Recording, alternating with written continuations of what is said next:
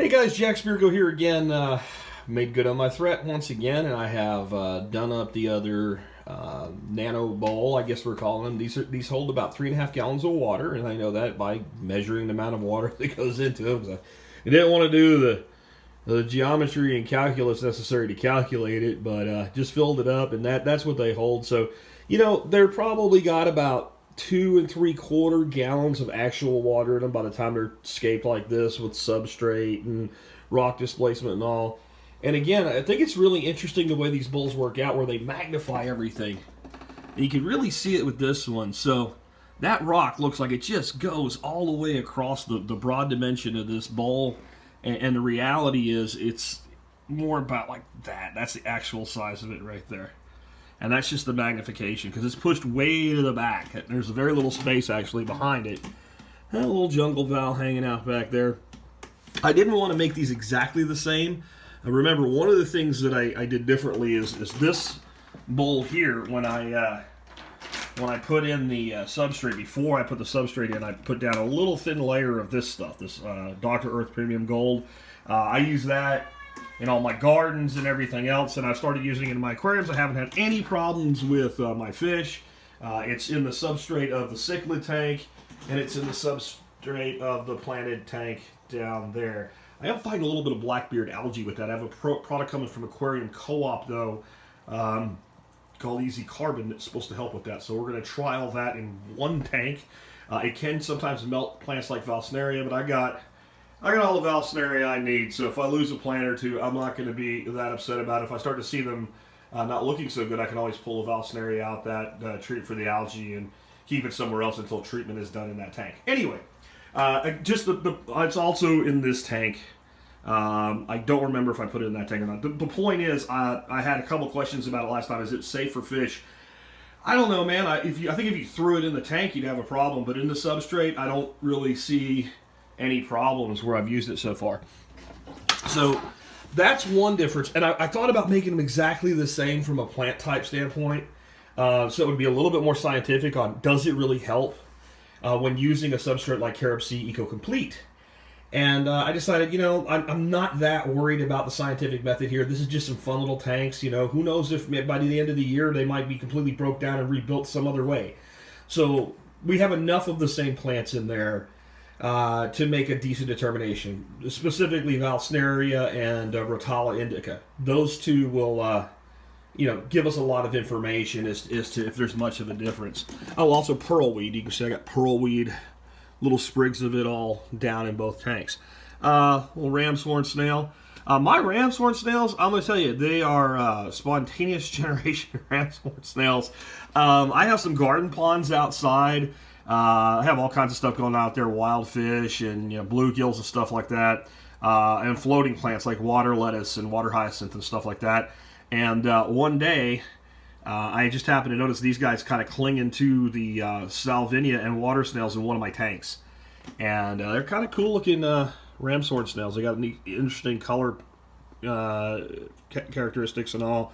But they are one of my favorite aquarium snails.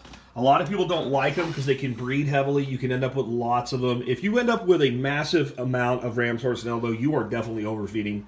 I'll just say that. And I'll give you a hack for getting rid of snails, especially pond snails. Sometimes are the ones that can really go into an explosion. But Malaysian trumpets can to a degree. They are a live-bearing snail, so they kind of just create a new snail, all you got to do, get yourself a little cup, put an algae wafer in it, and set that in the bottom of your tank.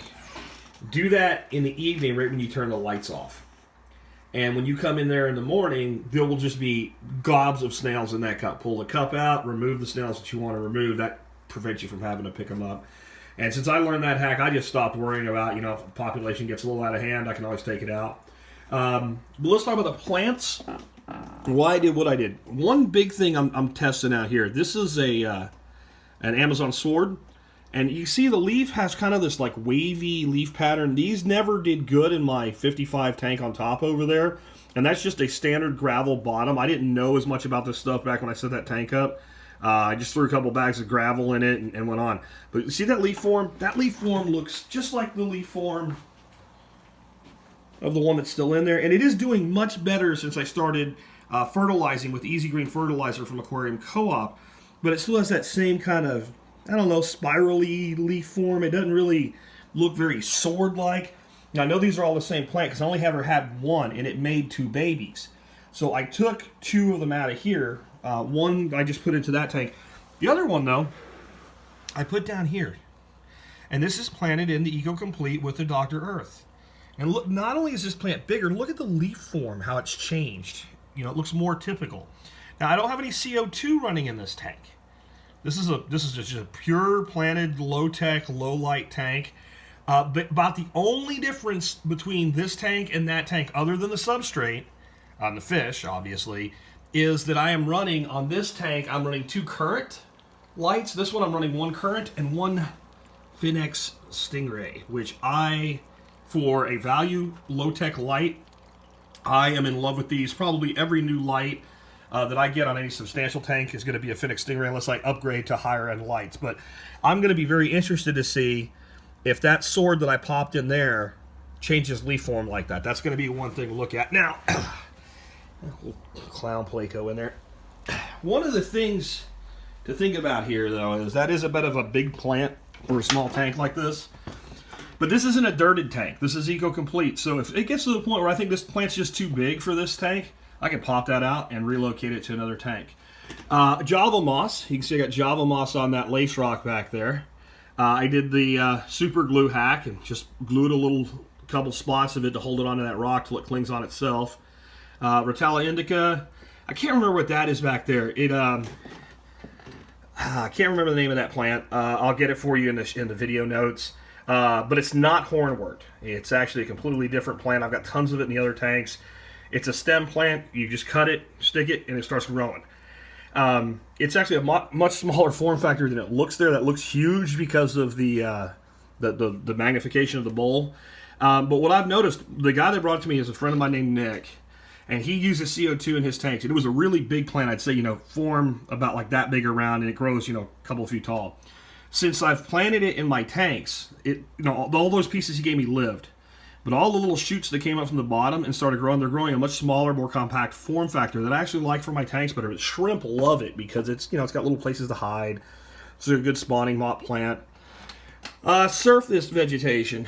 Over here, I did this tank with some duckweed salvinia, and I went ahead and threw a little bit of water wisteria. It floated in there. Going a little different on this side, some water lettuce. There is some water wisteria, duckweed, and some of the pearlweed. It's in there here and there. I took a few little sprigs of pearlweed, and I want to see how that grows floating because it's supposed to do well as a floating plant as well. As far as livestock, again, ram's horn scales, Malaysian trumpet snails are in this little bowl. And pond snails. I love pond snails. Again, people see them as a pest. I see them as just a great part of a healthy ecosystem. He's been around a couple times, but you've seen what looks like a ghost shrimp in here, and you've probably seen them in other of my tanks. They are not really the ghost shrimp you think of from the pet store. There he is. These are Mississippi grass shrimp, and these were part of a project I was working on, trying to get them to breed in my ponds as a source of feed for my fish. The ghost shrimp you get at pet store, really easy to breed. I mean, almost as easy as cherry shrimp. But they don't handle cold water. These guys, these Mississippi grass shrimp, they can handle water that gets ice on it. So I was hoping to have something that would outside reproduce. As I learned more about them, they actually kind of reproduce as a plankton, kind of a larval stage, and they kind of just drift around for a while. They have to feed on specific algae and stuff. So they're very difficult to breed in captivity. Hopefully they'll take off in my garden ponds. I've had days down to 24 degrees so far this year. And if I go out there at night and pull back the top cover and shine a flashlight in the tank, they're living, so they are surviving. We'll see this year if they breed or not, and if they handle my circulation systems out there. I don't know. But since I have some, I've been kind of they're not going to breed, but that's fine. They can hang out with the cherries. Doesn't look like any of the cherry shrimp are wanting to come out and play in this tank today for you. Saw one earlier, but there's about 4 in here. Same thing over here. All 4 of the ones that were in here are on the top of Shrimp Mountain this morning. I should have done this video for you then. But the other big difference in these two tanks, and this is totally blowing the sciences as well, this tank for right now is heated. This tank is not. And a lot of people make a big deal about thermometers. I'm here all the time. I trust this device because I use it. I have 2 of them. If everything's wacky, I kind of test it against itself. But this tank right now is pretty cold. 70 degrees. This tank over here that's heated, I'm wondering if that reading was a little bit high. 74. Let's see if I hit that light or something like that. Yeah, 69. That's about right. About 5 degrees is the difference. And that's one of those preset heaters you can see glowing back there. It's in all the products I've used are in the video notes of every video in the series. You can find them on Amazon and take a look at them. I'll make sure I add this guy to the mix today because I really love those temperature guns.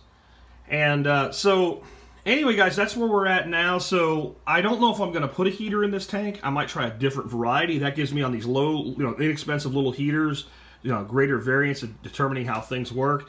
That heater says it's supposed to be set for 78 degrees. But if you have a base temperature of 69 degrees, you're only going to get about 5 to 6 degrees of rise with these heaters. That's really more accurately how they work, unless they're an adjustable heater where you can turn them up higher than that setting. And that's usually what I get out of most of my heaters. Unless I go to an oversized heater for the tank in question, I get about 5 to 7 degrees of rise above ambient. So my thought is maybe put a heater in here, but the other thing is, maybe do a completely low-tech tank. There's nothing. It's just substrate, there's plants, and there's animals. And so if I do that with this tank, what would work in there? White cloud minnows, especially the little long fin white clouds like I have in some of my other tanks. They're just beautiful little fish. So I might do this one that way. I'm not really sure. I don't think now, I was talking about doing 6 or even 8 of these things. I'm probably only going to do 2 of these, and I'm going to come up with some other options for these other shelves. But I think they're really cool. I'd love to hear your thoughts on them. Have you ever done anything like this? What do you think is going to happen? Is that fern going to change its leaf form like the other fern did? Or is there something else going on over there? Love to hear your thoughts. And again, remember on the fern, on the sword, remember they are clones, basically. They all are the same plant. We'll catch up with you later. Hope you enjoyed it.